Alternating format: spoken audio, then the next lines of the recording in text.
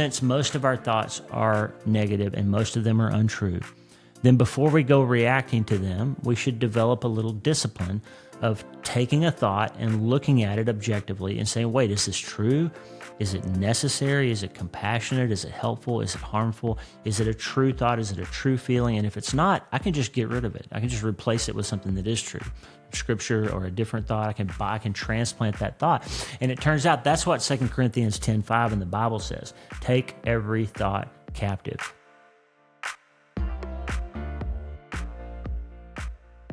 Hope is the first dose, a treatment plan for recovering from trauma, tragedy, and other massive things.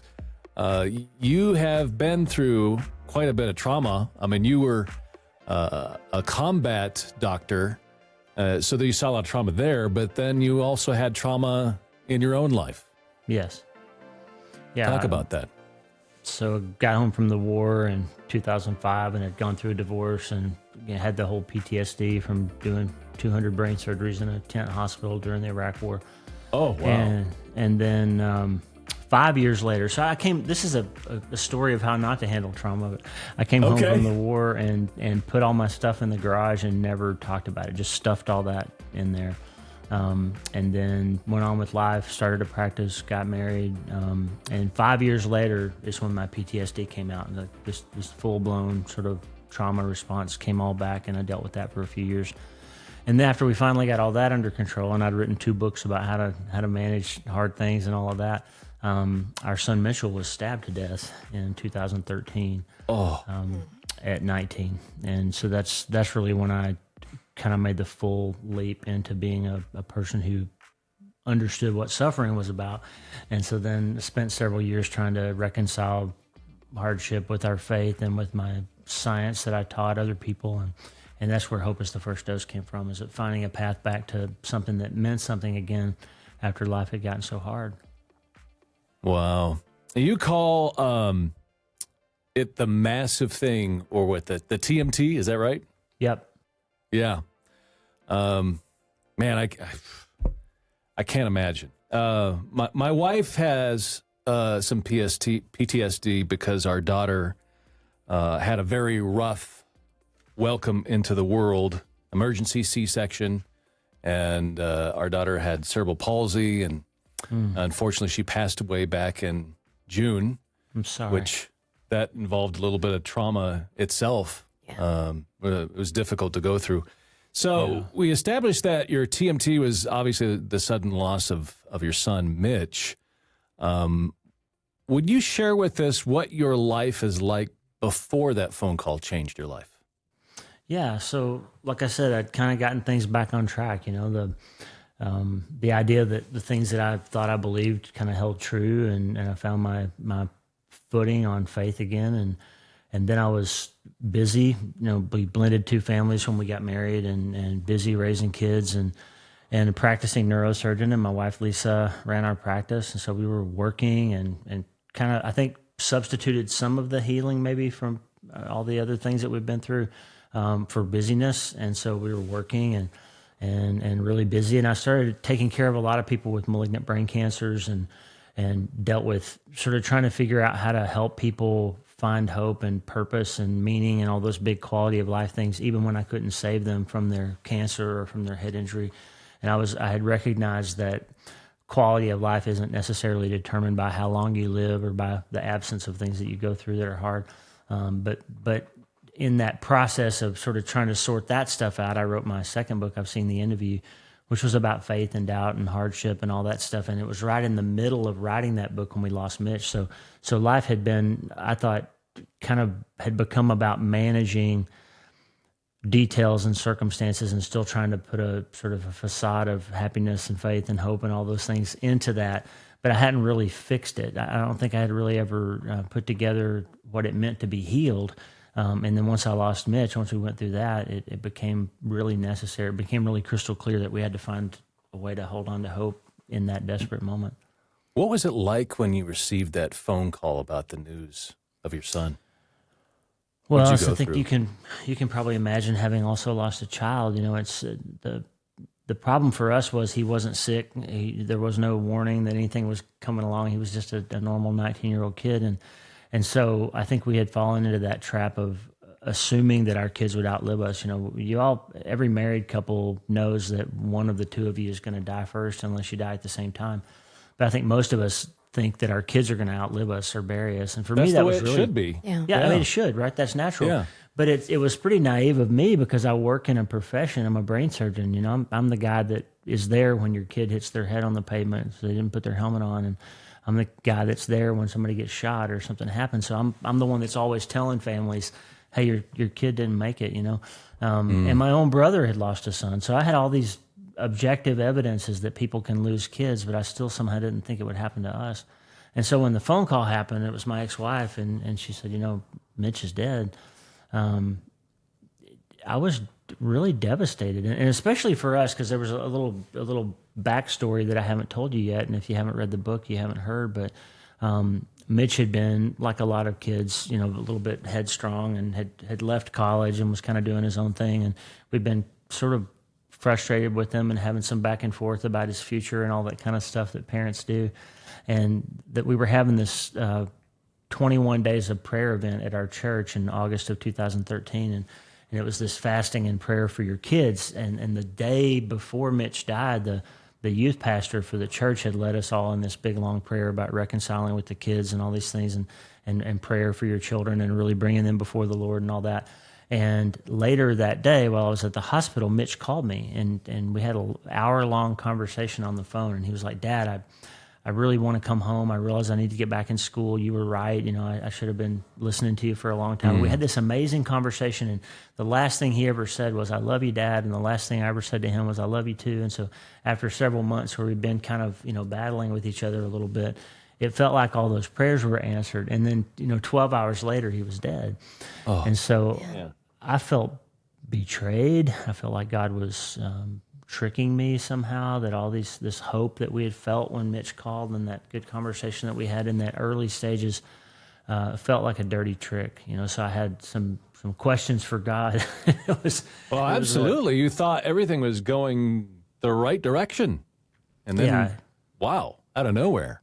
Yeah. And it's just one of those moments where the things you believe and the things you think get kind of taken away from you, and so that's when I think that's what faith is. Is the stuff you believe really true?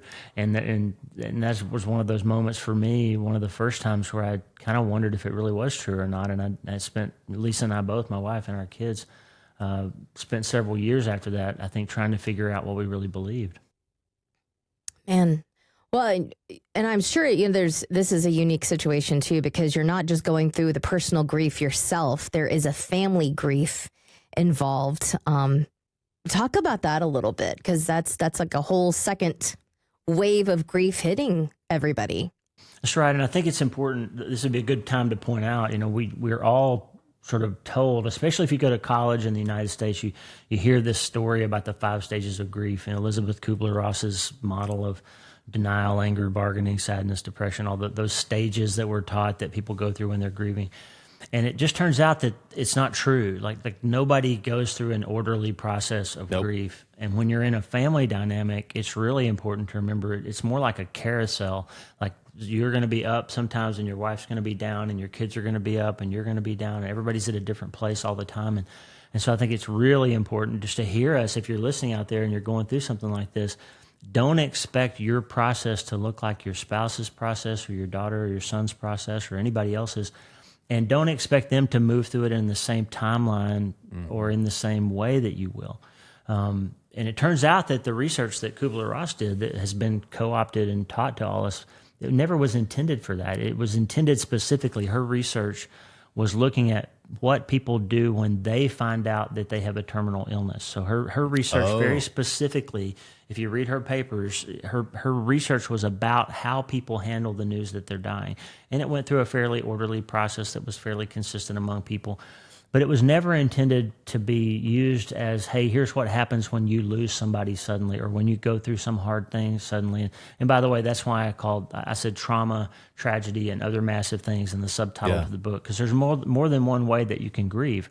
and for more than one reason. You don't have to lose somebody. You can lose a dream that you've been pursuing for a long time, or you think you're going to play in the NFL and you tear your ACL in a football game in college, and you're not going to have that dream anymore. You didn't make the Olympics, or you lost your job, or something else happened that's equally massive on the emotional scale, and you're going to grieve over that. You need to recognize that it's a reasonable process for you to be heartbroken and have to deal with that. And so our grieving then, as your question was, we all recognized that we were kind of grieving together, but we were doing it alone at the same time. And so we had to learn this rhythm of grace in the house of, she's having a hard day and I need to come alongside her. And even though I don't feel great either, I really need to minister to my wife right now, or I need to spend a little time listening to my kids right now, or maybe they need to come alongside me today because I'm suffering today. So it became this process of recognizing that we were all at different places in the journey. That's a very definition of in the same storm, different boats, though. Right? Oh, yeah. That's true. And you brought up illness, and you, speaking of that, you talk about cancer, that's not the deadliest thing that can happen to somebody. You say there's something else far worse and far more deadly. That's right. And I studied people with terminal illnesses for years in my attempt to try to figure out how to care for them when I couldn't cure them, as I said earlier. And I realized that the people that do the worst after they get a bad diagnosis or after they go through something hard, the people that do the worst objectively are not necessarily the people that live the shortest amount of time, or not necessarily even the people that die ultimately from their problem. I saw people that recovered from their medical illness, but their lives were wrecked. And it turns out to be hopelessness. If you lose hope, if you lose the sense that your life is about something or means something, or that it can make an impact on the world, or that there's some reason why you're here. If you think that your purpose is about how long you live, then your life can be taken from you, even if your body doesn't die. That's the biggest thing. What a thought. That's an interesting thought. Wow. Yeah. That makes sense, because the way you were has changed, and if you lose all hope, well, then your life isn't fun anymore. There's nothing to it. Yeah, exactly. There's no motivation. That's right. Yeah. Wow. Makes sense. You also talked about it. We'll take it back in a different direction. Happyfication, where the physical acts of remembering and moving on can make somebody feel better. Talk about that a little bit.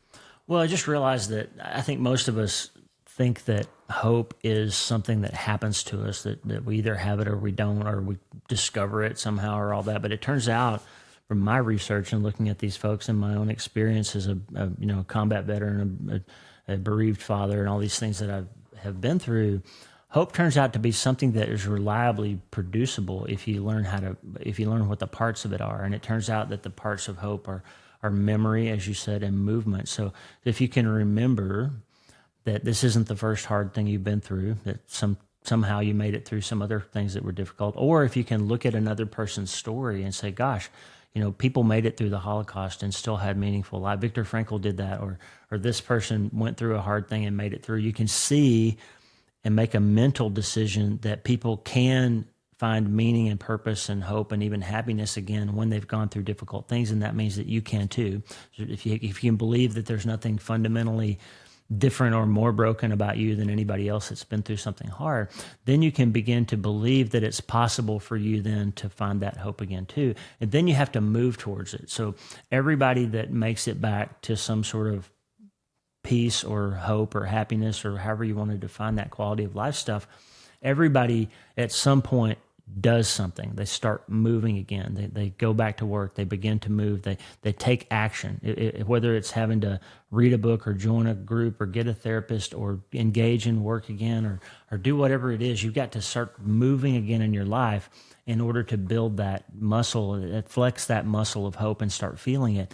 And so every time you see somebody who makes it through something hard like that and still has a high quality of life, it's because they've zoomed out of their own suffering and seen that other people are able to make it through, or remembered that they've made it through hard things before. So they remember, and then they move. And so those two things smashed together form this engine that begins to churn, and you can produce hope in the darkest moments. Love that. From your experience, what is the biggest single predictor of the ability to withstand a hardship? I think it turns out to be how tightly you couple the idea that your circumstances have to be pleasant in order for your life to be okay. In other words, like the more tightly coupled circumstance and peace of mind is in your heart, the more danger you're in of becoming hopeless if something happens. And it's because, if you think your happiness is determined by your spouse being alive or your child being alive or your job producing a certain amount of income or whatever it is, or your body being healthy, then if those things are taken from you, and that was what defined your sense of well-being and meaning and purpose and hope, then you can't be okay again, because that thing that has been your definition of okay is now gone. And so you have to build your life on something that can't be taken from you. You have to have this kind of internal locus of control, the psychologists call it, where external circumstances lack the power to take away your quality of life, even though they will make you sad, and even though they can make you grieve, and even though they can knock you off your feet for a while. They don't have the inherent power to destroy you if you define your life on more solid sort of factors. Yeah. Well, Jesus is probably the ultimate solid factor. I mean, absolutely. It's a good point. When you think about it, if you're constantly moved by events, your life is just constantly that's right. up and down. Yeah. And so what's the constant in your life that you can hold on to that's real? Faith. That's right. Yeah, exactly. Your faith in God, and that's got to center you. That's How right. do you used an interesting term, and just want to know where it's obviously probably, from brain surgery. You call it bad thought biopsy. And how did you use your training to develop this strategy of bad thought biopsy? I think we need to do little biopsies on bad thoughts. Right. That's right. Well, it turns out that, and this is getting into this sort of self-brain surgery stuff that I teach people on my podcast and in my work now. Self-brain surgery, which I'm not going to try. Please don't. Yeah. You're actually doing it. It turns out you're doing it all the time. The underlying science is this, that we used to believe that you were born with all the brain cells in your head that you were ever going to have, and that your sense of mind and identity and self and all those things were just constructs that were generated by brain activity. But we've known since about 2004, but the Bible knew it all along, but we scientists, smart people, have learned since about 2004 with functional brain imaging, when we can actually see what the brain is doing when the mind does certain things. We've known that the mind and the brain aren't the same thing. And so basically, your brain makes structural changes and makes new connections to neurons that can improve your quality of life when you think different thoughts, which is really the on-the-ground message of Philippians chapter 4, when it says, if you want to be less anxious, be grateful instead. That turns out to be true in the neuroscience world, that when you make yourself think about something you're grateful for, your amygdala shuts down and you can't be anxious and thankful at the same time.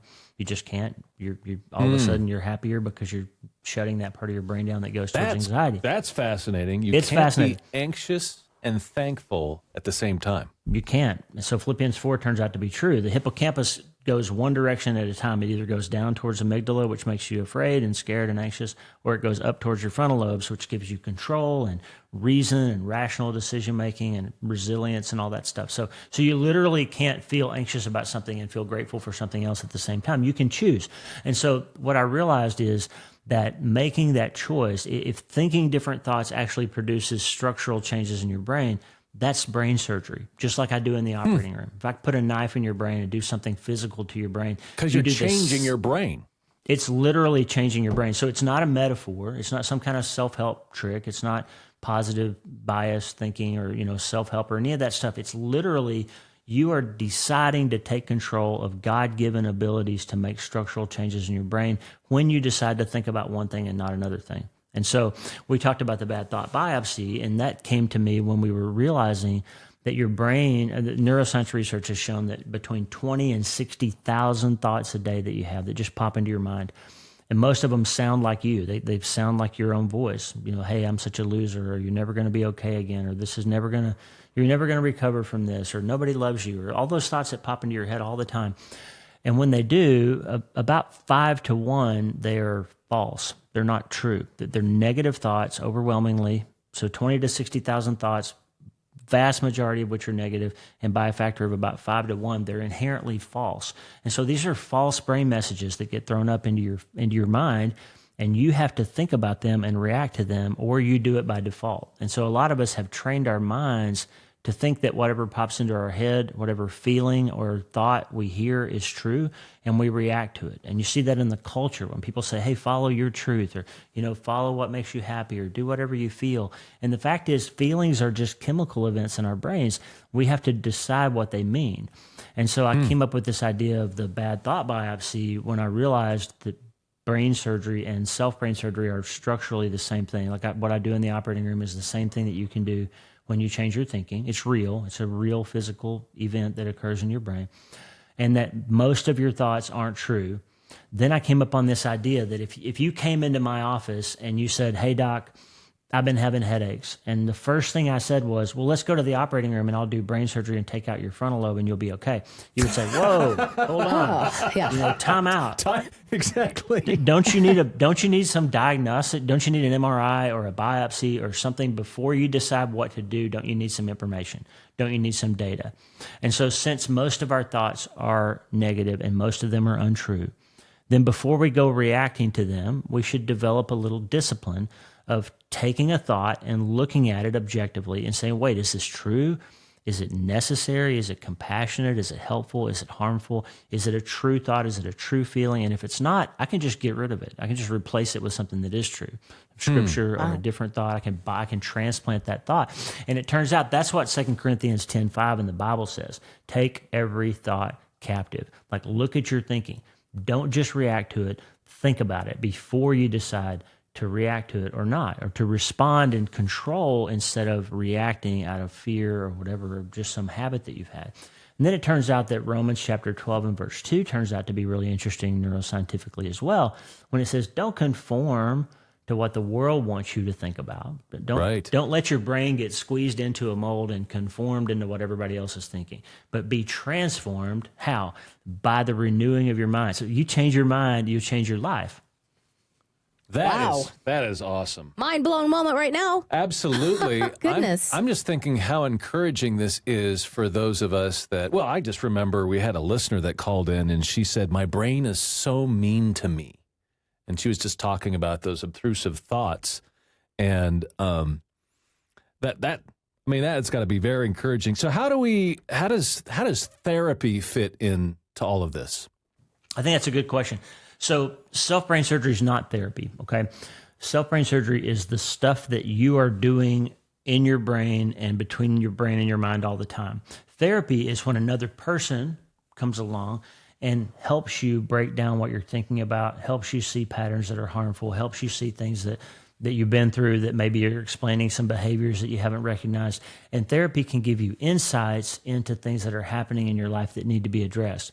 But I consider this self-brain surgery paradigm as the stuff that you got to do 24/7 on your own behalf, even when your therapist isn't around, even when your psychiatrist isn't around, even when you aren't in a setting where another person is there to help you. You've got to manage your mind. Now, of course, as Christians, we recognize that the Holy Spirit indwells us. He's the great physician. He guides us and comforts us and instructs us and helps us all the time.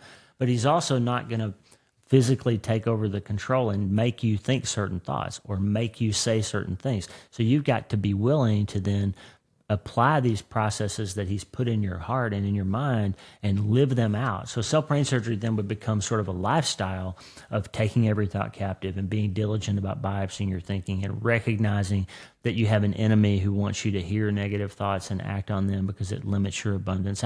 For me, it started with seeing this sort of conundrum in John chapter 10:10, when Jesus said, the thief came to steal and kill and destroy, but I came that you might have life and have it abundantly.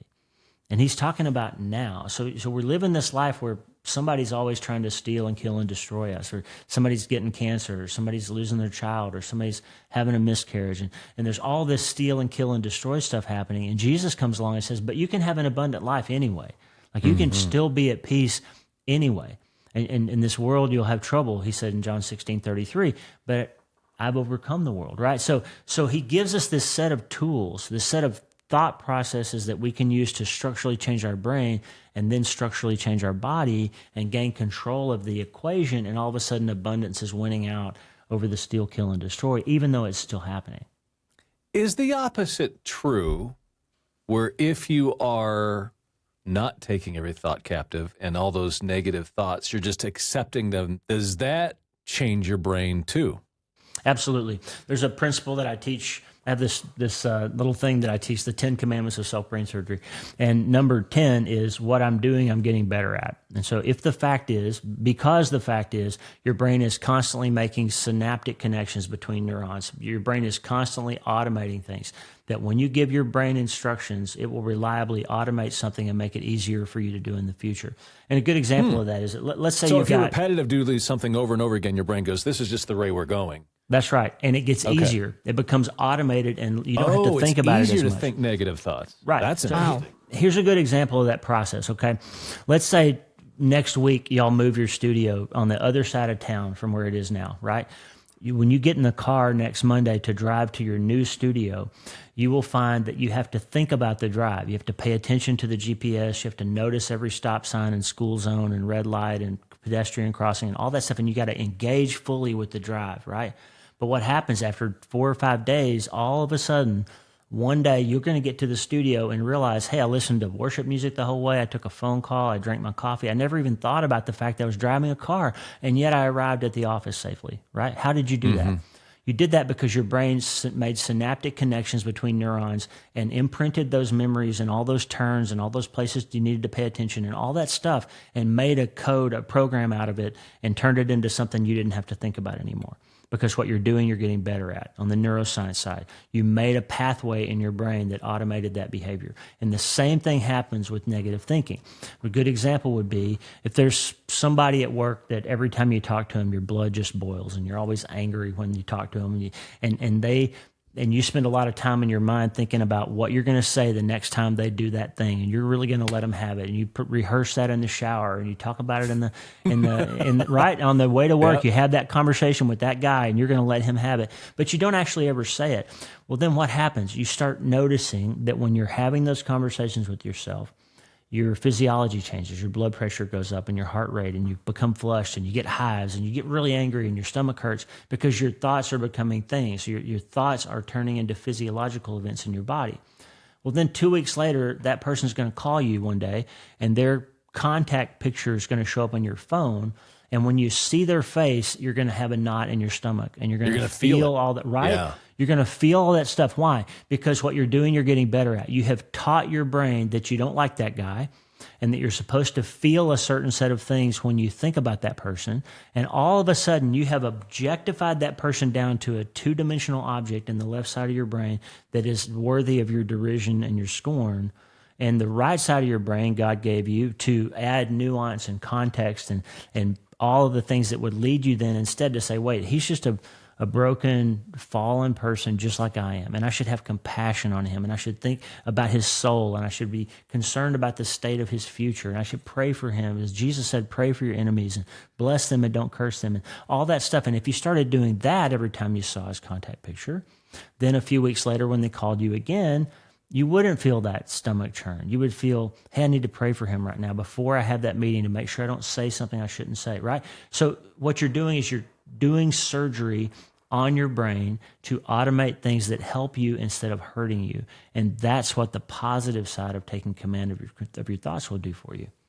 I feel very attacked right now. You feel attacked. I feel so attacked. It's okay. I needed to be. Oh, that is good word. Good word. This is a revelation for us. This is huge. If you're listening to this podcast right now and you don't know what an EpiPen is, my daughter had an allergy to peanuts. We found out when we fed her peanut butter when she was young. Oops. And hives all over her face. Oh no! She had a hard time breathing, and so This is a medicine that helps you with things that you're allergic to. And you talk about hope as an EpiPen. Talk about that. Yeah.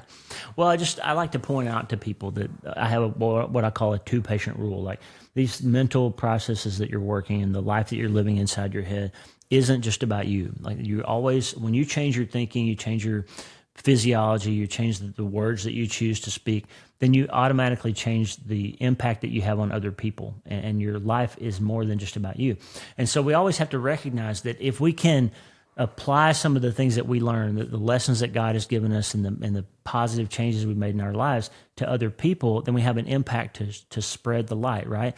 So the idea then is if somebody else is struggling, if somebody else is having a hard time and they're losing hope, or they're forgetting that the light is still out there, they're forgetting that their Savior loves them, or whatever it might be that they're going through, you can carry this gift of reminding people, hey, look what I've been through. And not to say, hey, I know what you're going through and I'm feeling what you're feeling, because that's not ever usually true. But to say, hey, I understand you're hurting and I'm so sorry. And let me share some stuff with you that was helpful to me when I lost my son, or find some words to give some light to people. And hope, it turns out, is really contagious. And there's even neuroscience behind it. There's something called a mirror neuron in your head. And this is why babies smile when you smile at them, because we mimic. Part of our brain picks up on facial expressions and emotional expression of other people, and you start mimicking that in your mind, and then it turns into facial expression and physiology too. That explains the Debbie Downer effect when somebody comes in and they're really mad, and all of a sudden you find yourself really mad too, and you don't know why. It's because your brain is lining up your mirror neurons to try to empathize with another person, to understand what they're going through. And so that idea that hope is contagious is really true. Like, if you control your physiological state and you try to project hope and purpose and passion for life and redemption and all that stuff, and you project that out into the universe, then the people that you come around will inevitably be positively influenced by your very presence. And so there's been these interesting studies where you can put somebody in a room separated by a wall, and there's another person in the other room, and you can tell somebody to be really mad and then get mad about something, and their blood pressure goes up and their heart rate goes up and all that. And the person in the other room that doesn't know what's going on, their vital signs will change negatively too, if they're within about 10 or 15 feet. Because you put out about a 5-meter circle, your electromagnetic field affects the heart rate and physiology of other people, even if they don't know you're there.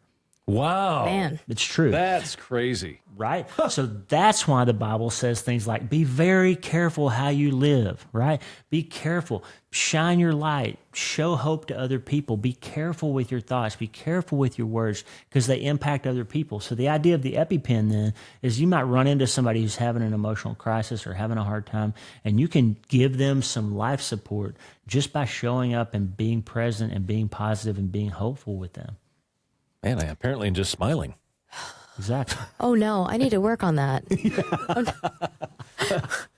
I look Get your so mirror unfriendly when neurons I'm up. not smiling, huh? Yeah, right. Send help. You talked about research, how people deal with hard things. If they find or lose hope, and there are 4 different types of trauma responses that you talk about. Can you dig into those a little bit? Yeah. So again, this goes back to when I was first encountering all these people with fatal brain cancers and all the struggle I was having as a person of faith. If you've got a diagnosis that has a 5-year survival of close to 0, it was hard for me as a person of faith to say, gosh, I believe God will cure things and God can heal things. And how can I encourage you to hold on and fight and all that, even if I don't think you're going to survive? And so when I realized how important hope is, then it gave me a new kind of meaning to my medical practice, and it became more about helping people figure out how to find that passion for life again and to tell a good story with their lives, even if their lives are going to be short.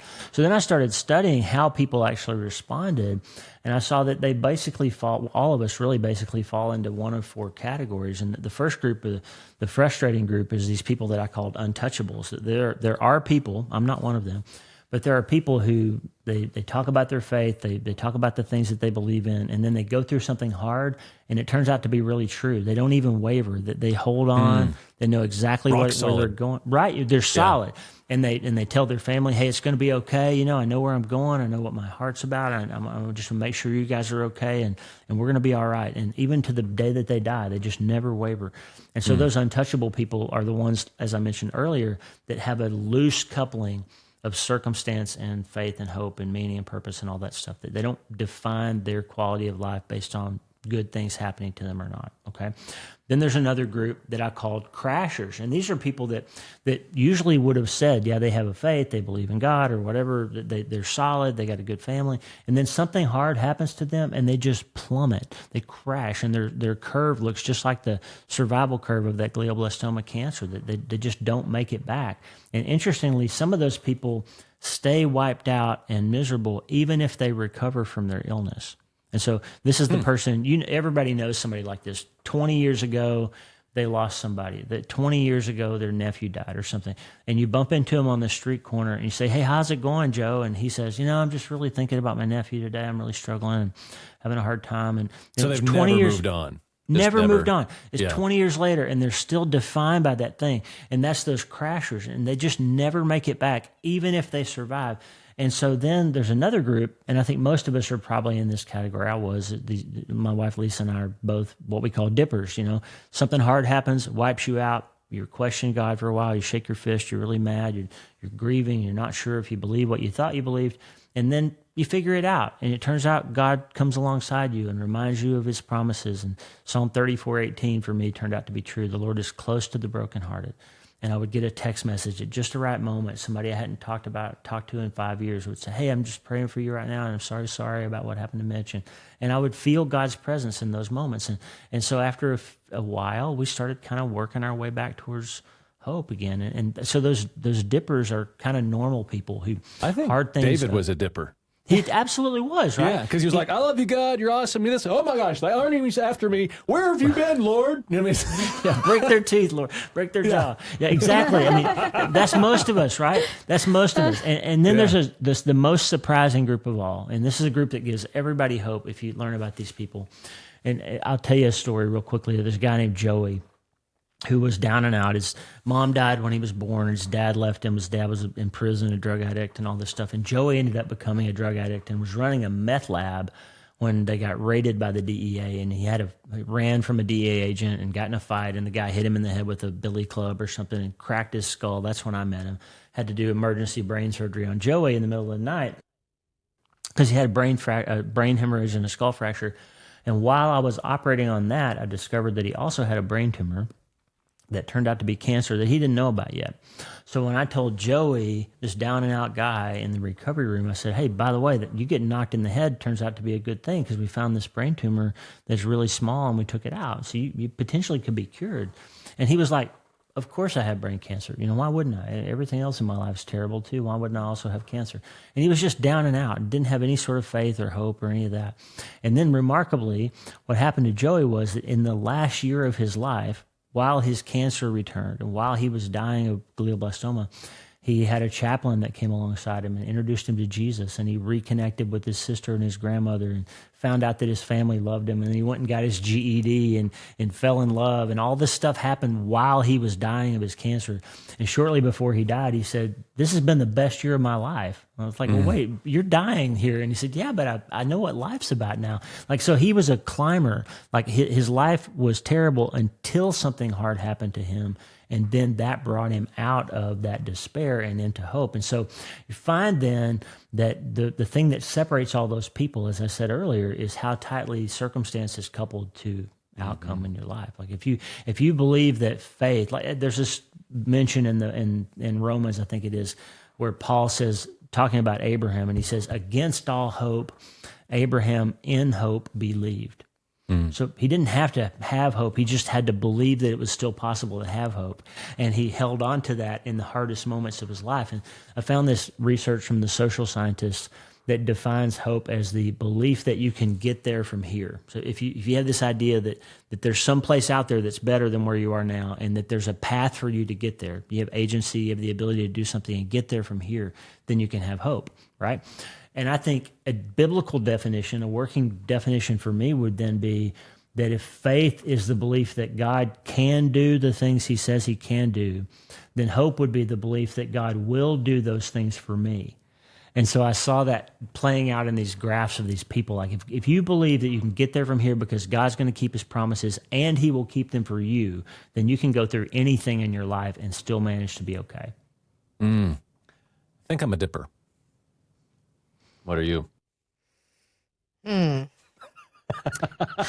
Can I be a cross of things? Of course.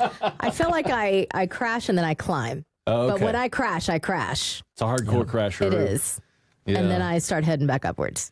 You know, it's interesting. I think, I'm obviously my daughter's death is so fresh Sorry. from June 23rd till now. I've dipped, and I think I'm on my way back up. Of course, grief is something that just doesn't 100% go away. That's right. But I think that the reason why I'm a dipper is because I think I've learned some things in that I've learned that there's only really three things that are important to you in life. And you talk to people on their deathbed and they kind of say similar stuff. And that is people, God, and love. But we get things out of order. We think material things are important. But when I was left in a hospital room with my daughter as she is passing into heaven and we're holding her hand, it reminds me of, in the Bible, it talks about what remains and love. Everything will pass away. God will be here. There's people, and love remained. It's the love that we had for our daughter that remained, and the love that she had for us. That's what was palpable in the room, and we felt God's presence at that time. Wow. And it helped me, not that my life was completely off track, but it helped me go, okay, a lot of times in life when I think something is throwing me off or it's a big deal, it's not. That's right. It's not that big of a deal.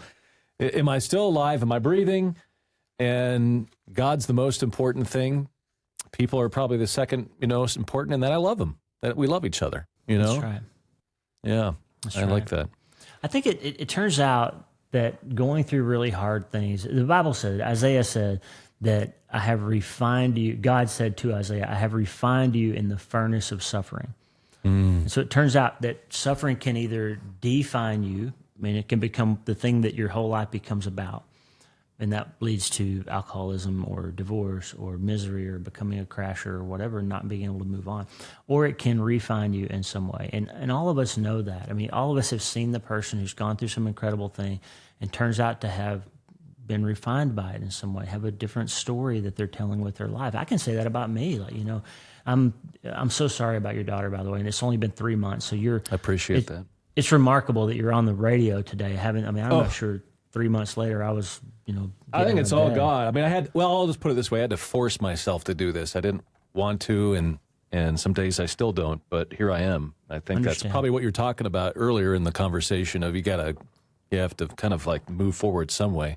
But is. Go ahead and continue. Sorry about that. Well, I was just going to say like I wasn't writing books I had written one book, but I wasn't like writing and podcasting and teaching people how to recover from grief and how to find meaning and purpose. I wasn't doing any of that until Mitch died. And the reason all that started was we tried to find a toolkit. How do we put this together so we can have our other kids be okay? And how can we hold our marriage together? And how can we find our way back to hope again and live again and run our business again and all those things that we had to do? And it turned out that being willing to turn around to somebody else who was closer to their event and saying, hey, I'm not sure how much I can help you, but here's a couple things I did that helped me after my son died. And just being willing to talk about that. And then that led to podcasting and writing and writing a couple more books and all this stuff. And over time, I started getting messages from people, and they would say things like, today was the day I was going to commit suicide until I read your blog today or until I heard your podcast. And that's happened a couple of times. And so I realized that, hey, what's happening then is me being willing to share and you being willing to be vulnerable on this radio show, that what that's doing is there are people out there who are going through equally difficult things who don't have the language to put around it and don't have the ability to articulate what it is that they're trying to feel or to find a path forward. And so if we can then, that's one of those EpiPen moments, right? We are talking about hard things, and that in turn is then honoring your daughter and honoring my son and giving their loss some purpose and meaning. Viktor Frankl said, people can go through almost any type of suffering as long as they can attach some sort of meaning to it, like if it has purpose, right? And so for me, like Mitch's death now has become something that is helping other people. And it's just like that John 10:10 where there's abundance and there's steal and kill and destroy. it'll never be okay that I lost my son. It'll never stop hurting, but having some purpose to it gives it a refining quality where I can start to understand what he said to Isaiah. Like, I'm refining you. I'm burning some stuff away from you that you didn't need in order to give you some things that you didn't have and help you help other people that then can make something meaningful out of all this hardship. Well, that's encouraging. You can give your grief purpose. You can honor the person that's passed by doing right. something good. I love that. That's super encouraging.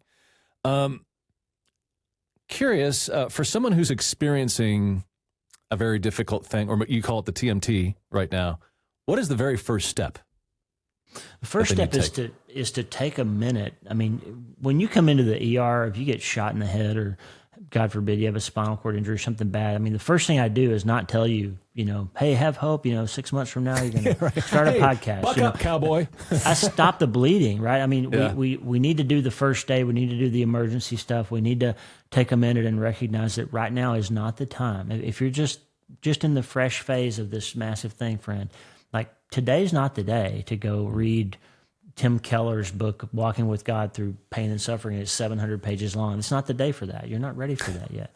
It's not. I mean, somebody gave me that book 2 days after my son died. I mean, I kid you not. Like, it's not the day to have your Christian friends come over and tell you that all things work together for good for those that love the Lord. You're going to want to punch them. You're going to get really mad. I'm serious. Like, Christians are the worst. We say the worst things because we don't know what to say, and we know we're supposed to say something. So my friend, the pastor, said, show up and shut up. And that was the best advice anybody ever gave. Wow. Just show up and love people. But just recognize that you are going to go through a grieving process, and you're going to be mad at God, and you're going to suffer, and your stomach's going to hurt. And I got shingles, and my hair turned gray, and I chewed through all my molars, and I had to have $10,000 worth of dental work because I broke so many teeth from grinding my teeth at night. Like, you're going to do all that stuff, okay?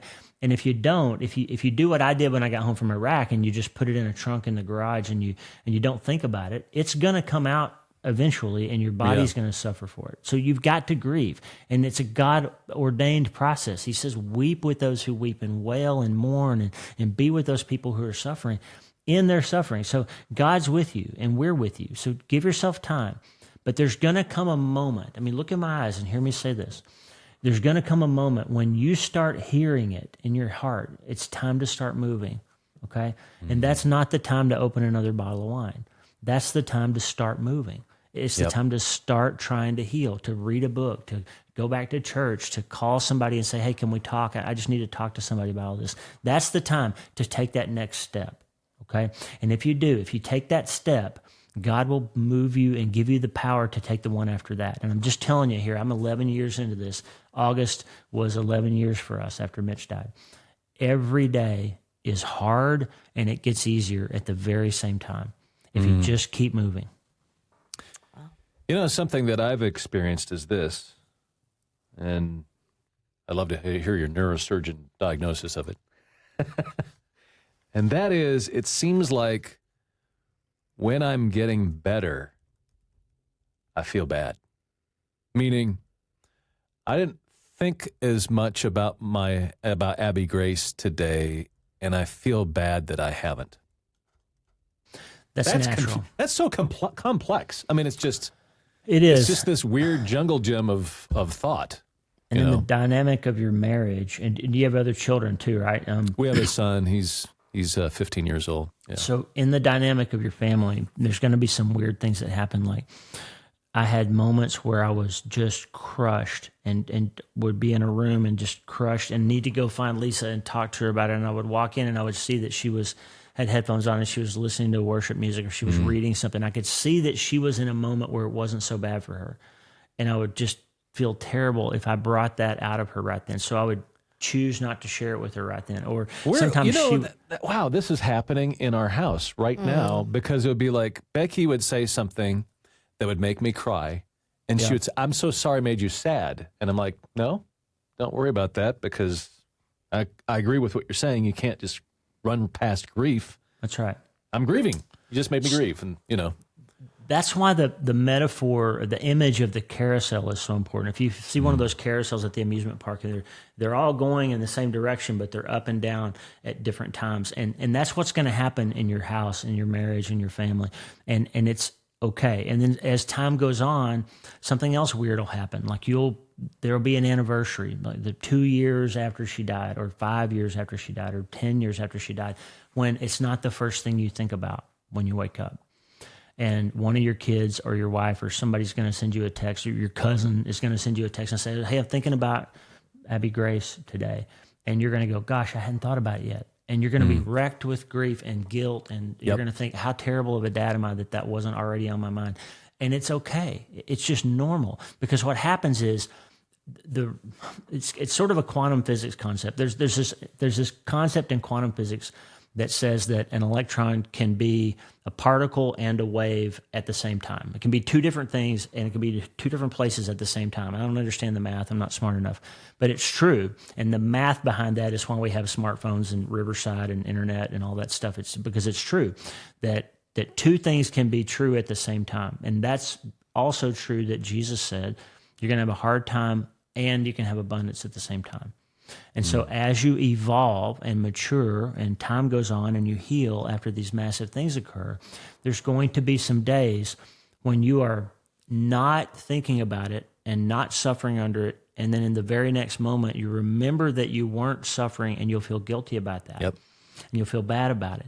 But it's true because you can be abundant and steal and kill and destroy in the same moment. And you can hold your grief in one hand and you can hold your hope and your future in another. And over time, they kind of meld together like Play-Doh, and it all kind of clumps together, and it becomes one thing that's different than either of the two things by themselves. And you need them both. You need all of it. Wow, man. I don't know about you. This has been fascinating. I'm just really fascinated by it all. Thank you so much for spending time with us, Dr. W. Lee Warren. Hope is the first dose, treatment plan for recovering from trauma, tragedy, other massive things. Like you needed this conversation today, King.